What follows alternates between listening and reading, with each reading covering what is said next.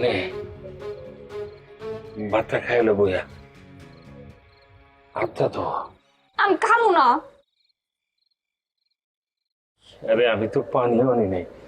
এই হাসনা, পানি নিয়ে আসো। আমি পানিটা আনতেছিলাম। এই নে লাইলা, হাতটা ধুয়ে নে। কইল কইলাম তো ভাইজান আমি খাবো না। আচ্ছা আচ্ছা ঠিক আছে, তুই আমি তোরে আমার নিজের হাতে খাওয়াই দিতেছি। কতদিন তোরে আমার হাতে খাওয়াই দিই না। ভাইজান আমি খাবো না কইতাছি না। লাইলা তুই খাস না দেখুন, তোর ভাইজানও কিছু খায় না। তোর ভাইজান তোরা মারছে ঠিকই, কিন্তু বেচার আজকে অনেক কষ্ট করছে। একটা বার চিন্তা করে দেখ তো, তুই না খেলে তোর ভাইজানের মনে কি কষ্ট হইবে।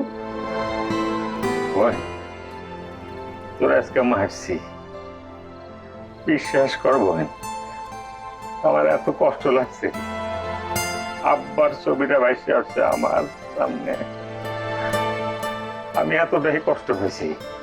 আমার আব্বার কথা মনে পড়ে গেছে। আব্বা মরার আগে তোরে আমার কাছে দিয়ে কি কইছে জানো?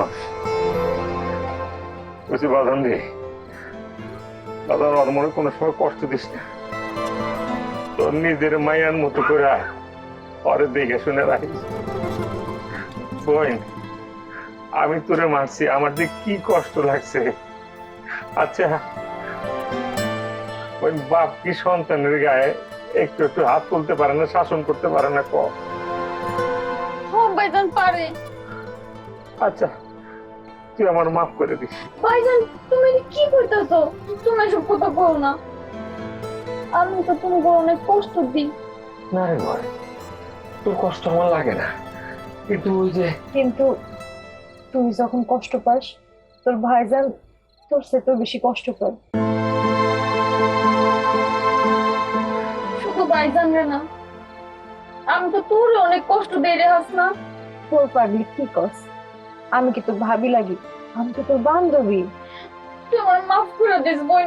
আরে পাগলের মতো কি কস? ভাইজান তুমি আমার মাফ করে দিও। আচ্ছা এটা কোনো কথা?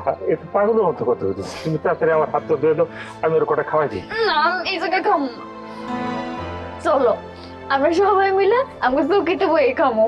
তাইলে আমার প্লেটটা দাও, দাও দাও দাও। তোমরা আসো আসো আসো। আচ্ছা আচ্ছা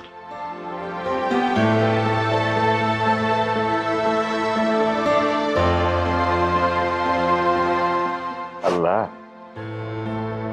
আমার বোনটা রে একটু বুঝ দাও, একটু বুঝ দাও, যাতে করে নিজের জীবনটা সম্পর্কে একটু বুঝো, একটু বুঝ দাও আল্লাহ। ভাইজান আসো। আইতেছি।